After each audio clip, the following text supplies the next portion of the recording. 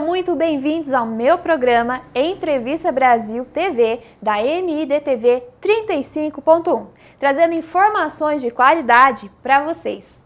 E hoje nós temos um convidado super especial, Paulo, também muito conhecido como Paulinho, hein, gente? Com vocês, Paulinho! Obrigado pela acolhida, que bom que você me convidou, já aceitei de pronto. Estamos aqui para bater aquele papo bacana, hein, gente? Vamos conversar bastante. Isso aí, hein, gente? Para quem não sabe, o Paulinho, ele é apresentador, né, do Doublecast, que inclusive eu tive a honra de ser convidada do programa dele, né? Foi super bacana, hein? Foi um bate-papo muito legal, né? A gente foi falando do meu trabalho como escritora, apresentando o meu livro. Foi como tudo começou, Paulinho. Que bacana, começou. Que bom que foi assim, né? E agora a gente tá aqui, ó. Juntinhos. Fui entrevistada no seu programa e agora ele está no meu programa. Inclusive, eu tenho esse hábito de apertar a mão, que é como se fosse um acordo, né, com as pessoas que fizeram parte da minha história. Então, o Paulinho é alguém muito especial para mim. Eu tive a honra de participar do programa dele, que deu esse apoio, né, essa força, que acreditou no meu trabalho logo lá no começo. E agora a gente pode retribuir, né? Inclusive, quem indicou foi o Diego, meu filho. Ele falou, leva a Sara, que tem um livro super legal. Depois você deixou o livro, eu li, minha esposa leu. Top, hein? E temos coisas, né, que vão acontecer aí. Vai ser bacana, gente. Inclusive, Diego, um abração aí, super me apoiou. O Diego, ele foi uma indicação de um colega meu, professor, que quando ele ficou sabendo, né, que eu lancei o livro, que eu precisava de um local para fazer um lançamento, ele me indicou o Diego, que trabalha na área da Secretaria da Educação aqui de Mogi Guaçu, que abriu as portas para mim. Foi onde eu fiz o lançamento do meu livro aqui no Centro Cultural de Mogi Guaçu. E foi excelente, né? Ele me recebeu muito bem, a equipe toda, e ele me apresentou você, que me ajudou bastante. Então, assim, eu agradeço de coração. O Tico da Cultura também está lá ajudando, todo mundo é um pessoal bacana, né? Aqui a cidade, eu acho que está bem servida, temos material humano muito bom, né? Sim. Inclusive o seu, muita gente que eu entrevisto no programa, o Doublecast é um podcast, né? A gente já está há mais de 2 anos. Então, a gente traz muita gente bacana e convido você para assistir o meu programa também, claro, né? Vamos estar junto aí. Inclusive, tá aí a gente tem aí embaixo as informações que vai passar para vocês, né? O número de telefone, as redes sociais, Instagram, entram lá. Acompanha o Doublecast Mogi, o Quando podcast que passa da Baixa o Mogiana. podcast para o pessoal assistir? Toda terça, às 19h30, 1 hora e pouquinho, ao vivo, pelo Face, pelo YouTube. Pelo YouTube, você procura no RCK Audiovisual. E no Face é o doublecast.mogi. E os cortes a gente coloca pelo Instagram, também que está aí, a mesma está linkado. Os cortezinhos para você ver trechinhos das entrevistas. Então já anota aí na sua agenda, terça-feira temos podcast Paulinho, hein, gente? Isso aí, amanhã estamos juntos aí. E como que foi essa história? De onde surgiu a ideia de fazer o Doublecast? O Doublecast veio, na verdade, na pandemia. Que a gente também trabalha na área musical, né? Tem banda, o estúdio de gravação, jingles, música. A gente trabalha bem nessa área de audiovisual.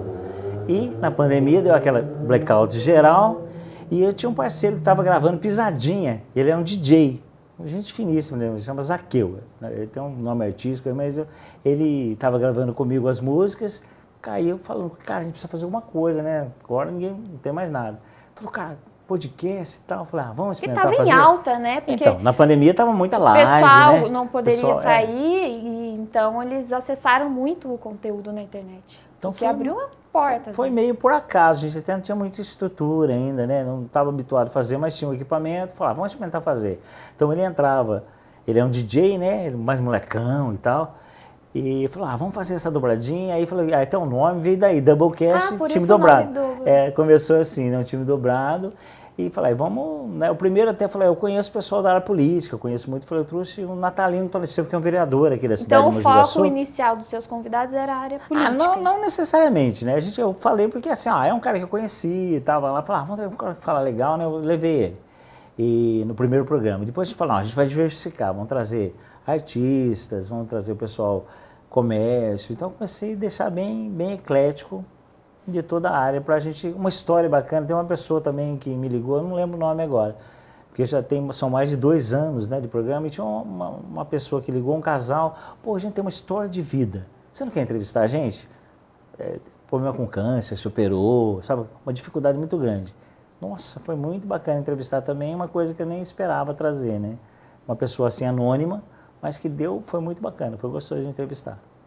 Inclusive, o meu programa Entrevista Brasil, o nome, a ideia da questão Entrevista Brasil, ser abrangente, abordar e dar esse espaço para várias pessoas, tanto o empresário na área comercial divulgar o seu trabalho, quanto questões sociais, que eu acho muito legal você passar esse conteúdo para as pessoas de casa. Por isso que eu gosto de falar até na abertura, né, trazer informações de qualidade.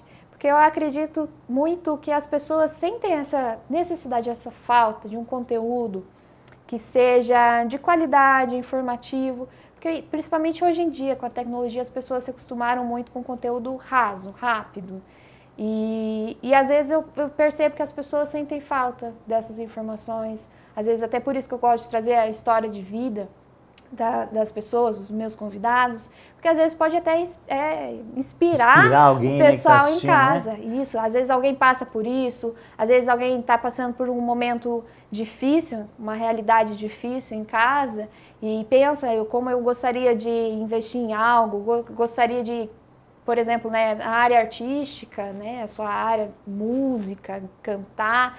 E às vezes a pessoa em casa, nossa, mas eu não tenho dinheiro, nossa, mas eu não tenho experiência. E quando ela tem contato com alguém que já passou por isso, que tem essa experiência na área, às vezes isso pode tocar as pessoas. E isso acontece, eu estava te comentando sobre que eu entrevistei um casal que tinha uma história de superar a doença, e isso inspira mesmo, porque a pessoa às vezes ela se abate muito, Sim. né?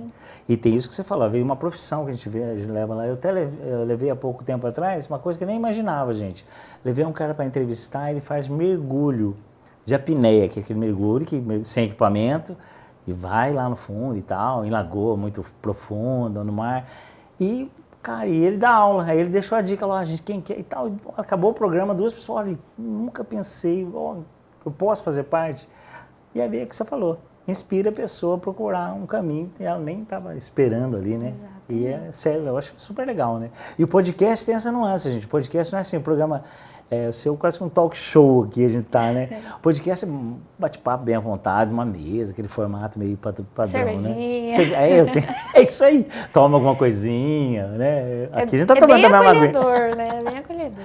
Então, mas é super bacana, é gostoso, porque a gente conhece muito, e outra, a gente fica vivenciando também nessa área, a gente conhece as histórias, né? A gente aprende muito Nossa, também. aprende, Aqui é igual, antes mesmo de apresentar, eu costumo passar um roteiro de perguntas, como que vai ser, explicar para o convidado e perguntar para ele qual é a sua área de atuação, qual é a sua experiência. Eu acabo aprendendo muito com meus convidados, né? Então eu acho que é muito legal essa troca de informações entre nós e passar isso para o pessoal de casa também. Ah, não tem dúvida. E outra coisa importante também que eu vejo, que a gente leva a cidade, né? Sim, a Baixa Mogiana, a nossa região, que muita gente nem sabe que tem esse material humano, ou tem essas empresas, ou a área política, o que está fazendo, para se posicionar, conhecer um pouco mais. Eu acho show, tem que ter muitos programas. Inclusive, nós estávamos falando histórias que tocam outras pessoas. E qual é a sua história de vida, Paulinho? A minha história é bem comum, a que todo mundo tem, né? Assim, em termos de interior, uma família mais simples. Nasceu aqui em Mogi Guaçu mesmo? Nascido aqui em Mogi Guaçu, minha família é daqui, né? Família Franco de Oliveira, né? Meu pai trabalhou na Champion, que agora é outro, Silvamo, acho que chama agora, era a antiga Champion, trabalhou 30 anos, eu trabalhei lá também. Mas eu comecei no comércio de Mogi Guaçu, fui para a Champion, trabalhei 5 anos, fiz rádio por 5 anos também, depois entrei na área musical, com banda, que chama Banda Página 3, começou com um trio, por isso chamava Página 3 e tal, né? E a minha família, minha esposa, e tinha uma amiga nossa, que também é próxima, assim, meio prima minha, que eu considero, né? Que chama Rose, Sueli, Rose, e eu, a gente cantava, um trio. Mas eu comecei lá atrás. Você começou a cantar com a sua família, então? Isso, na verdade, não. Na verdade, eu comecei a cantar com uma banda que chamava Everest, eu só tocava teclado. Aprendendo, molecão, 18, 20 anos, na Vera Paraíso. Amigos, só assim, sabe, Inclusive, tocando. fiquei sabendo que você toca mais de um instrumento também, né? Isso, toco alguns instrumentos. Teclado, violão, contrabaixo. O principal meu é teclado.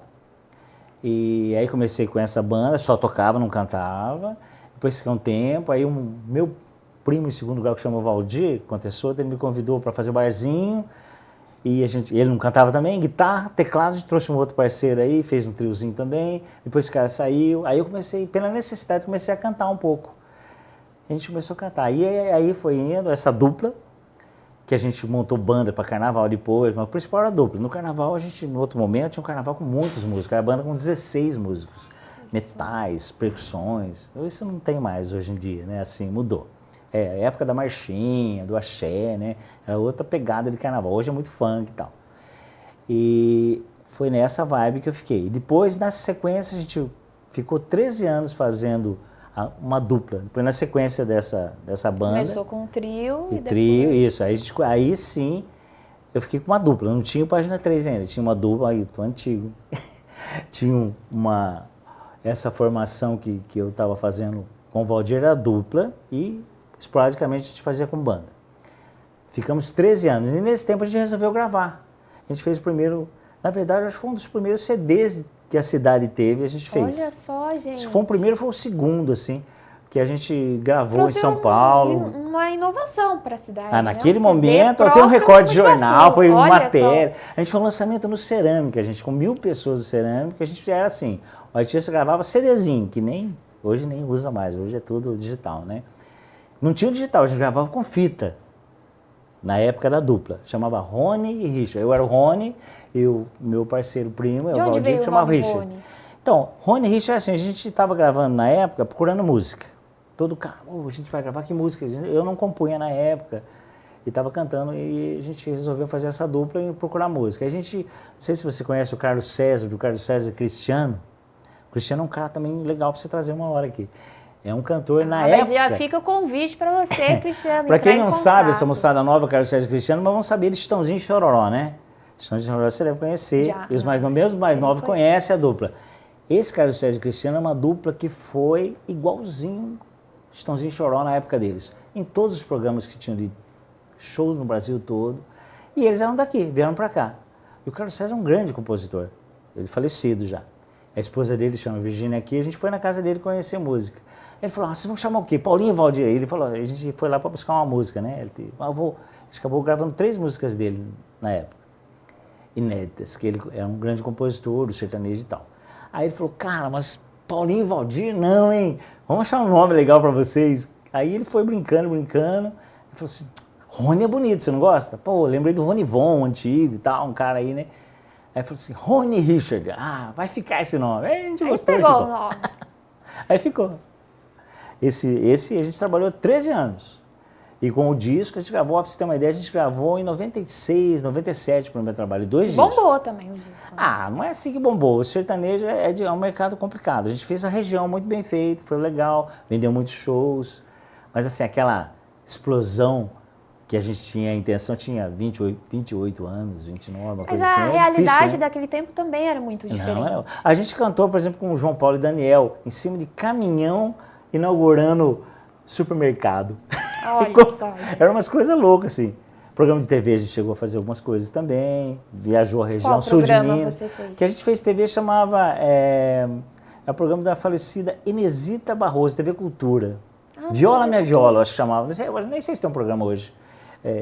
Mas foi muito legal, a gente foi cantar uma música lá que era sabe a novela Pantanal? Sei, então, bem popular. Na primeira versão tinha uma música que chamava Triste Berrante, que era do Adalto Santos, um compositor da época. E essa música era a trilha da novela. E a gente quis gravar, mas a primeira, Pantanal, na segunda não entrou. E a gente gravou essa música, falou o compositor também, outro compositor, liberou pra gente, a gente gravou. E essa música tem uma história super legal, a gente gravou o primeiro disco e fez um barulhinho aqui na região, na Baixa Mogiana e tal. E a gente foi procurar gravadora na época, a gente queria achar uma gravadora para lançar a gente pro Brasil todo, aquele sonho de todo artista, né? Ser empresariado com um escritório legal, mas isso, olha, isso já tem 30 anos atrás. E a gente foi numa gravadora que chama Camerati, é bem desconhecida, mas que o dono dela era o Belchior. O cantor Belchior, que também, não sei se você lembra do Belchior, é um cantor que fez muito sucesso na MPB. E quando ele ouviu essa música do Triste Berrante que a gente já tinha gravado, ele falou, cara, vocês vão gravar a minha música. Então a gente fez um segundo CD com 12 músicas só do Belchior, que ele gravou com Elis Regina, estava em todos os programas de TV. A gente até fez algumas aberturas de show junto. Então, Belchior é um cara do passado, mas tinha uma mídia fantástica. E ele gostou. Ele estava assim numa sala, a gente levava uma fitinha cassete para eles ouvir. Não tinha nem CD. Aí ele tocou a primeira música, ninguém falou nada. A segunda, nada. A terceira que tocou, que chamava Triste Berrante, que era dessa que foi do Pantanal, ele saiu. Ele tava Chegou a passar na Pantanal? Na não, novela? a nossa versão não. A gente ouvia e queria gravar essa música, mas não chegou a passar. Mas essa música é que deu a oportunidade de a gente fechar um contrato desse disco com essa gravadora, que era do Belchior, que a gente fez só músicas dele no ritmo sertanejo, porque ele era da MPB. A gente pegou acho que 30 músicas, separou 12, e das 12 a gente gravou essas 12, mas no ritmo sertanejo, da época, né? Que não tinha nada a ver com o que está rolando hoje. Estava começando o sertanejo universitário, mas não, veio depois, bem antes. Então era outro mundo, e a gente gravou 12 músicas dele, que era Rony Richard interpretando Belchior. Então pegamos as músicas de maior sucesso dele, e que a gente gostou, e lançou esse trabalho. Esse já abriu um pouco mais de portas. A gente já conseguiu ir para São Paulo, fazer shows. Então não ficou só a gente aqui na região, a gente ia meio na bota dele, a gente abria algumas coisas, né? Ele ia fazer algum show, e a gente abriu um espaço para a gente conhecer e tal, já abriu um pouco mais. Então a gente conseguiu um pouco mais de nome na época e tal. Aí foi até um momento que aí meu parceiro não quis cantar mais. Depois de 13 anos juntos, aí eu montei o Página 3 e estou até hoje. Página 3, que é uma banda familiar. Os 2 filhos meus, minha esposa e eu. O Diego toca também. O lá. Diego Ele canta. toca e canta, o Daniel baterista, minha esposa canta. Tem mais 2 cantoras que eu levava também, assim, dependendo do evento, né? E eu teclado e voz. O que vocês cantam ali? Então, é banda de baile, toca de tudo. Repertório super variado, toca de carnaval, MPB, pop, anos 70, 80, 90. Que dia tá tocando? Tem um repertório Algum muito grande. Algum evento específico que vocês costumam casamento, trabalhar? festa, assim, é o que mais, né? E hotelaria, a gente trabalhei até... hotelaria, a gente já fez 16 anos em 4 hotéis. Ficou direto, assim, tocando. Mudou depois da pandemia, deu uma mudada também, mas, nossa, era tipo um showzaço mesmo, que a gente fez no Circuito das Águas. Tem uns 4 hotéis que a gente ficava fixo lá. Então, ficou, praticamente, a gente até não pegava outros lugares. Ficou mais em hotel nessa última temporada agora, com a banda. Mas de pós-pandemia, quer dizer, antes da pandemia, aí parou tudo, né? Na pandemia, que é onde eu entrei com o Doublecast, a gente começou a gravar, esse tipo de coisa, né? E mudou muito. Agora o estilo já é outro, até em hotel, não é tão banda grande que vai, leva dupla, querendo ou não, muda um pouco. Aquele tempo fica até a observação de que era muito mais difícil. Porque naquele tempo você, por exemplo... O acesso era telefone, né? O celular estava entrando você tinha que ir pouquinho. pessoalmente ali na gravadora, ter o contato, ter dinheiro para investir, é muito difícil. Hoje em dia, para o pessoal que gostaria de atuar na área, a internet abre portas. Total. Tem muitos artistas super conhecidos que começam gravando vídeo em casa.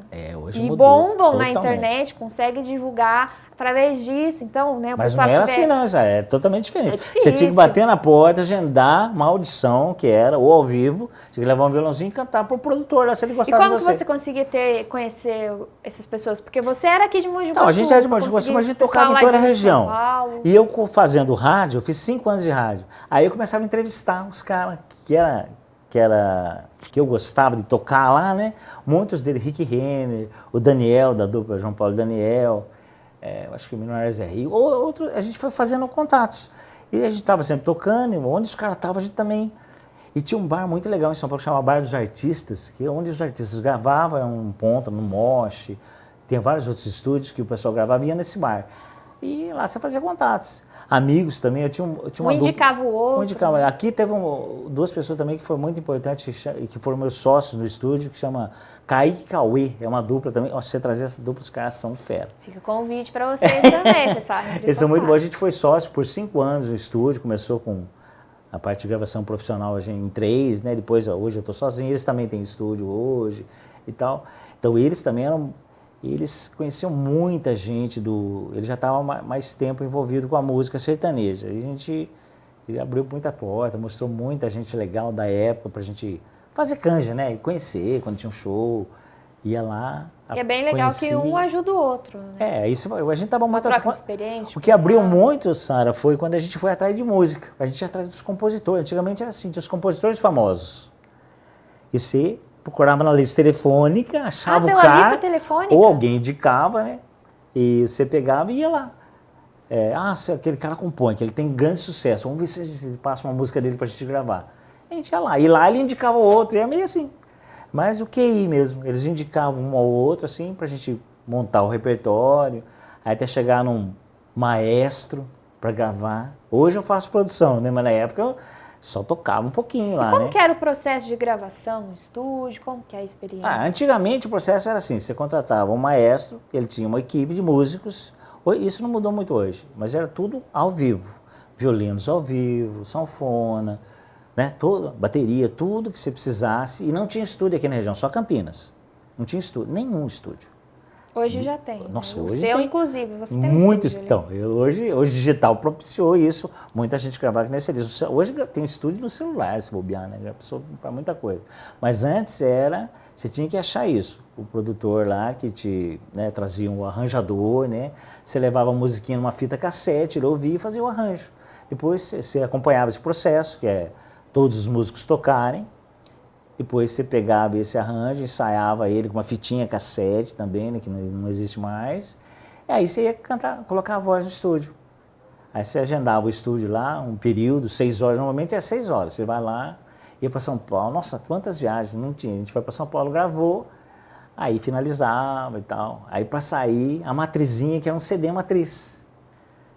Aí desse CD você fazia cópias, né? E distribuía. Se você tivesse uma gravadora, ou fazia por conta. No caso nosso, o segundo disco, a gente teve essa oportunidade de ter uma gravadora. Então, foto... O primeiro não tinha primeiro gravadora. não, a gente bancou tudo. Parceiraiada, amigo, sabe assim? E a gente fazia muito carnaval, na época a gente ganhava uma graninha legal com carnaval. Então a gente investia tudo. A gente fazia carnaval, não tinha nada a ver com sertanejo, né? Pegava essa grana e fez o primeiro disco. Mas levou um ano e pouco sem gravar. Não era assim, instalar, porque... É caro, é muito distante para você ir e tudo assim, novidade. E como não tinha aqui em Mogi Guaçu, você tinha aqui em Campinas, São Paulo. A gente foi para São Paulo. Então os estúdios, a gente queria gravar nos estúdios onde os caras grandão gravavam. Aí chegava lá, os caras na época, tanto por hora. Nossa, não tem jeito de pagar. Aí fomos procurando, achando um estúdio de um porte legal, que era mais acessível, e a gente conseguiu gravar. Esse é o grande diferencial de quem realmente tem um sonho e se dispõe a... ir atrás, dá porque trabalho não é fácil. já. A gente ouve muitos não, Nossa, muito obstáculos, né? São muitos obstáculos, mas tem que ir à luta, né? O papo tá muito bom aqui, gente, mas eu vou deixar vocês aí com os comerciais e a gente volta já já aqui no MIDTV 35.1.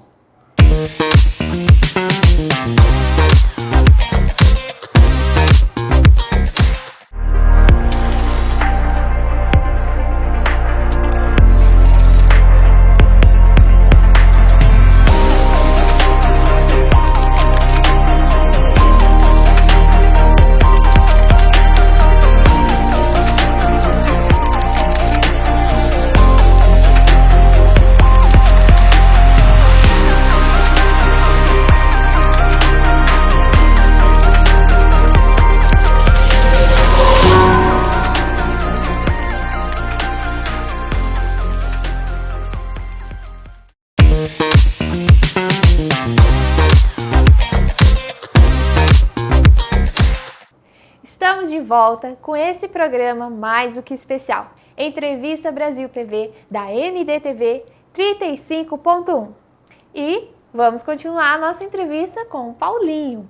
Paulinho, nós falamos bastante do seu trabalho como cantor, na rádio e festivais. Como que é? Fiquei sabendo que você fez alguns festivais, quais são, como que foi? Então, fiz alguns, o principal que a gente fez foi, a gente estava na...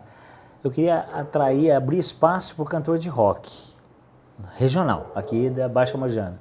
Aí resolvi fazer um festival, o nome do estúdio é RCK, então eu coloquei RCK Rock Fest. Então você tem o estúdio Tem um RCK. estúdio, a gente grava bandas, jingles comerciais, música de campanha política. Foi em audiovisual, Então fica a gente até faz. o convite. Quem... Aí daqui a pouco tem eleição aí. É. Conta com a gente lá.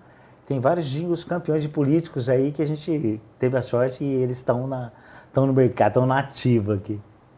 Mas você me perguntou do festival, então esse é o principal festival. Eu já De participei, rock. isso, esse fez um festival de rock, mas ele é assim, não é só rock pauleiro, rock já nacional, internacional. E quem ganhou foi o Boneco Voodoo, uma banda. Então o prêmio era uma grana, acho que foi R$1.000 na época, e mais um clipe. E a produção da música pelo festival. Então a gente foi ao festival, pegou vários parceiros. Quando que foi esse festival? Ai, agora não lembro, sabe? Foi antes da pandemia, tem uns 4, 5 anos atrás já. E esse é o primeiro que eu banquei mesmo, assim, pelo estúdio, né? Então tinha muito contato, não tinha nada de entrevista, era só o estúdio mesmo de gravação. Então a gente pegou uma parceria com o pessoal que tinha um bar super legal, que dava para fazer, público e tal. E foi, acho que foi 20 inscritos, saiu acho que 12 ou 13 e o primeiro lugar, o segundo lugar ganhou uma guitarra. A gente fez muita parceria.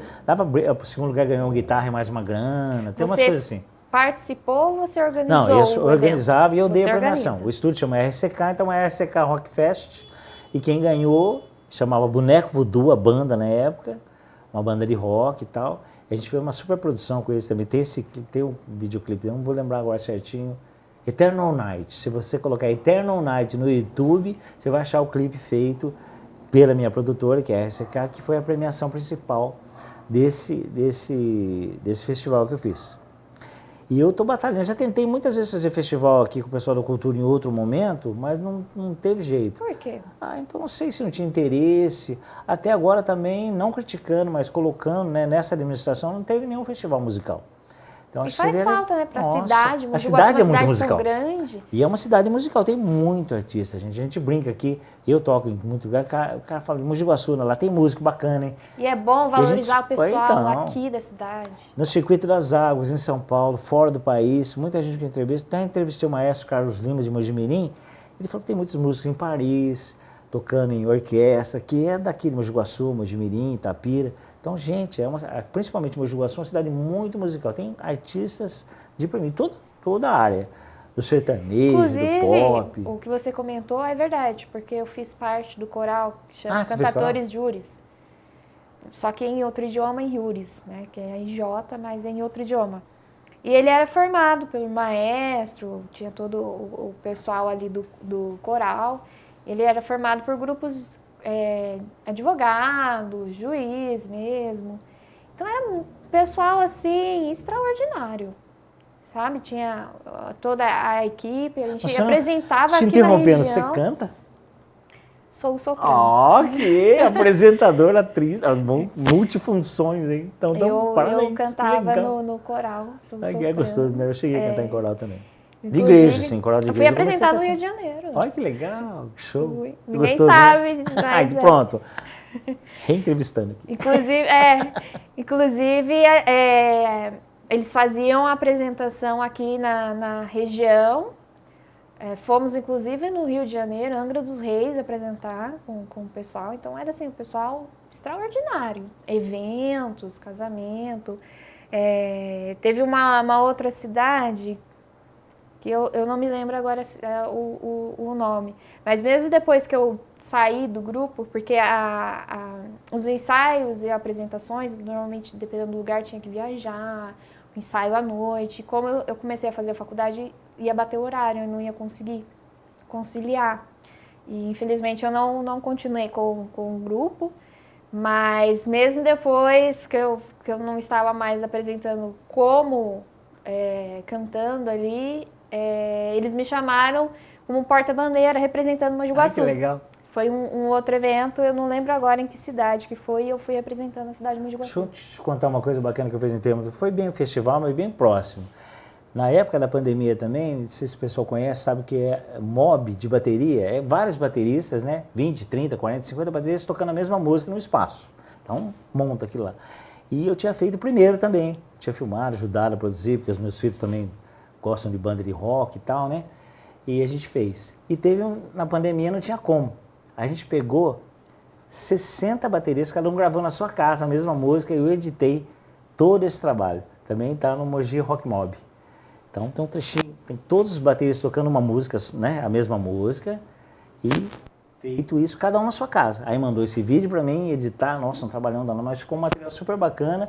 Pandemia também, a gente aprendendo a lidar com o digital, e o pessoal mesmo em casa, com o celularzinho gravando. Então é um trabalho também, esse festival de bateria foi muito show também, foi muito bacana.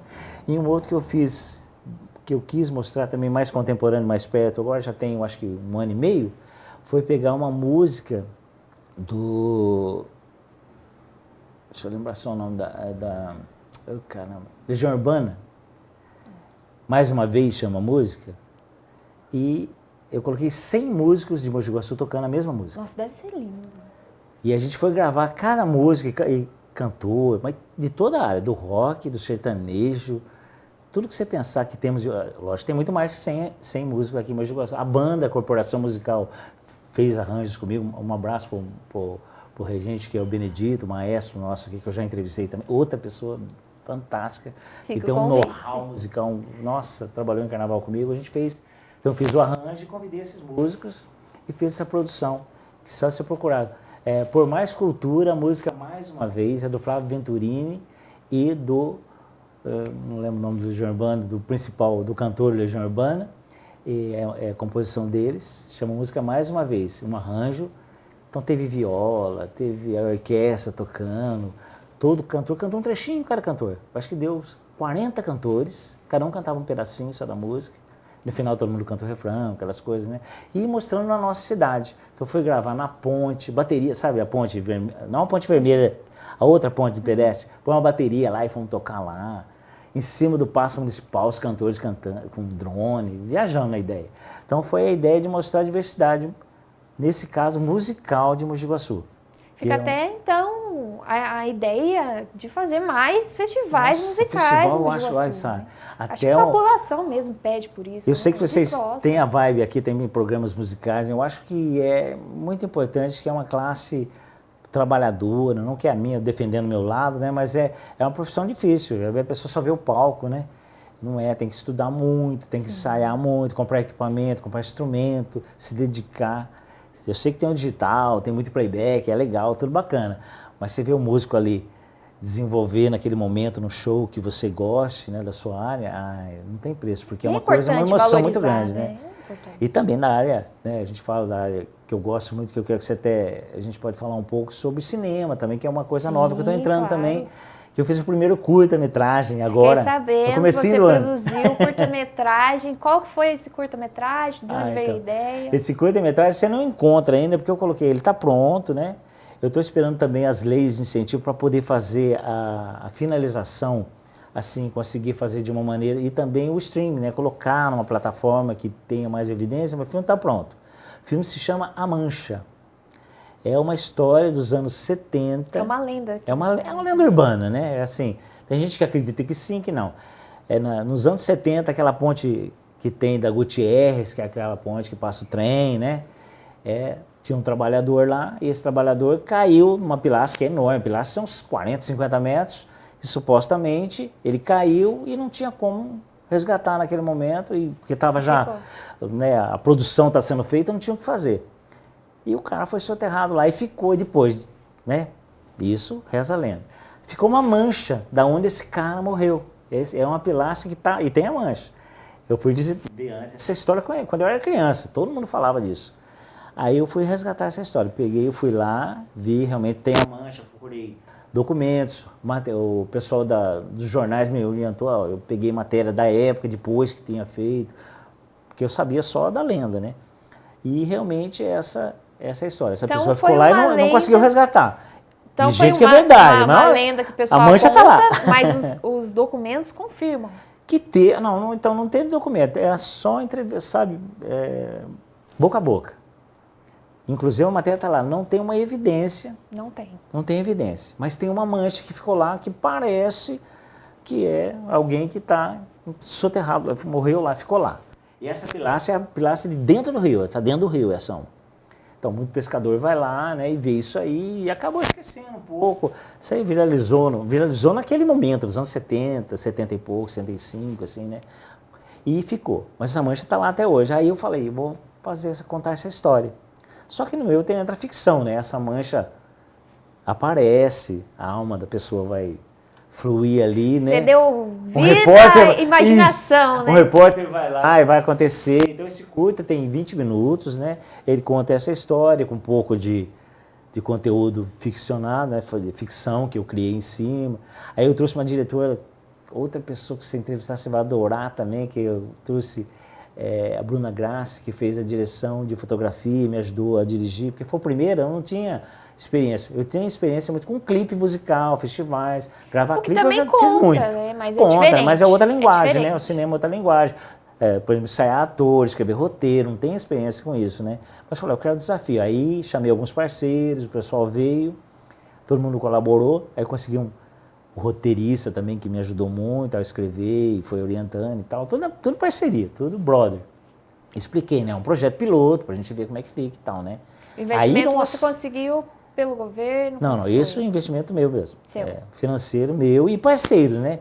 Como eu estava entrevistando muita gente, a gente precisava de um restaurante e eu tinha entrevistado os caras. Pô, depois falar, o Zé Paulo, que era um restaurante super bacana aqui de Mogi de Guaçu, né?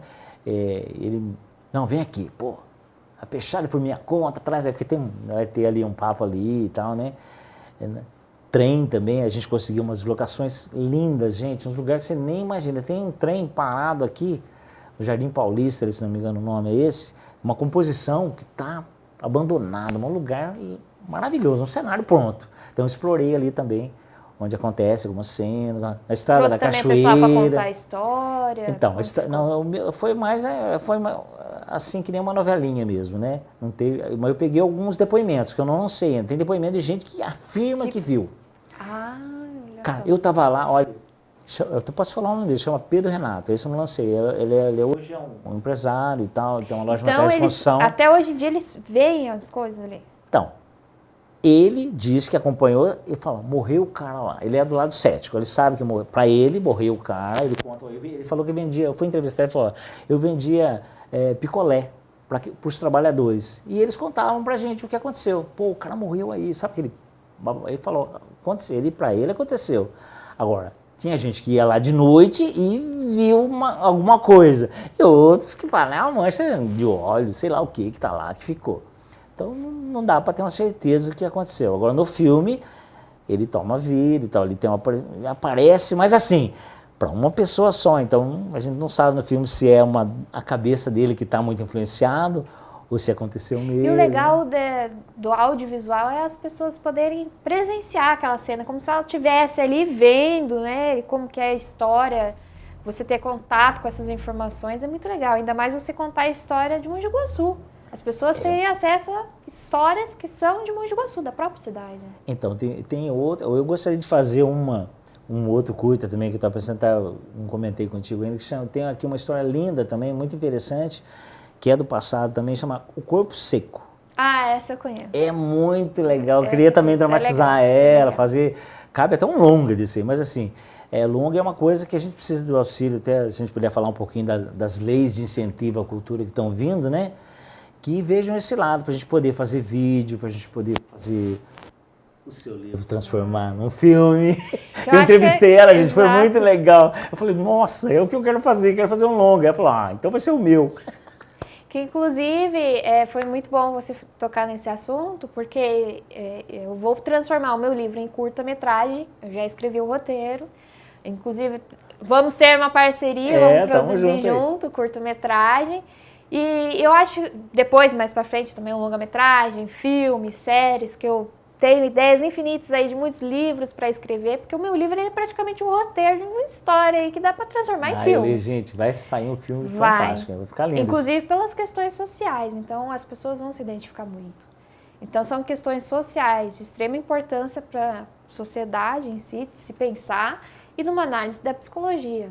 Isso é uma coisa também importante, tem esse lado que você está colocando, fantástico, mas tem um outro lado, gente, que às vezes a pessoa fala, fazer o quê? Nós estamos precisando, eu vejo o lado político também da coisa. Por exemplo, a pessoa que vai estar nos assistindo, ela pensa assim, mas para que investir, colocar tanta lei, colocar dinheiro para se fazer um filme, para se fazer um clipe musical, para se fazer teatro? Gente, isso gera uma economia fantástica. Sim. Porque você tem que contratar. Quantas pessoas, a costureira, figurinista, ator, motorista, alimentação, gera um dinheiro muito grande para a cidade. E isso traz um benefício direto para a população. E querendo ou não, é um incentivo para a cultura. Então, inclusive, por exemplo, o meu livro tem muitas questões sociais, então é um incentivo para a leitura, para a cultura, para várias questões que são importantíssimas se discutir. Então, e acaba por ele ter essa questão do audiovisual, de se tornar algo público, né, que o pessoal gosta, pode se identificar, acaba se tornando um retorno para a própria cidade. Porque é igual, tem lugares em Mogi Guaçu, em Mojimirim, tem um lugar que você chega e tem até a plaquinha até hoje, que foi produzido, se eu não me engano, acho que foi um filme ali, eu só não me lembro o nome. Eu entrevistei disso. o cara também. Então, se torna um ponto turístico para a cidade. O pessoal vai lá para ver. Você leva o nome da sua cidade para o país todo, dependendo até do projeto que você fizer, nacional, internacionalmente, e você leva a sua cidade. Olha, eu produzi aqui, né? Inclusive lá no sul tem lugar que eles gravaram novela e até hoje. Nossa, se torna o pessoal vem para conhecer e vai consumir aqui, vai gastar aqui. Exato, então e o recurso vai ficar para a cidade. A própria cidade investe, está investindo em cultura, em educação e tem um retorno também, financeiro inclusive, né? De levar o seu nome, por exemplo, Estiva Gerbe, já que é um município de intenção turística, poxa, uma cidade de intenção turística. Falar, olha, produziu um curta-metragem aqui, que se tornou um filme de sucesso. Então, é um investimento que eu acho que é muito importante, tanto para a cultura em si, valorizar a cultura, que eu acho que é muito importante, valorizar a cultura em geral, né? Música, filme, e também para a própria cidade, né? De levar o nome dela e ter esse retorno financeiro. Sara, eu acho que como você está falando, eu acho que vem de encontro a gente fazer um polo cultural em Mogi Guaçu. Porque a cidade Mogi Guaçu é uma cidade diferenciada, assim, em termos tem muito potencial. Industriais, também a gente vê, lado político, a gente vê muita coisa. É um centro, ela está perto de tudo aqui. Mas a gente poderia fazer um polo de cinema. E o cinema vai trazer o quê? Música, vai trazer, vai agregar, né? Vai trazer muita coisa.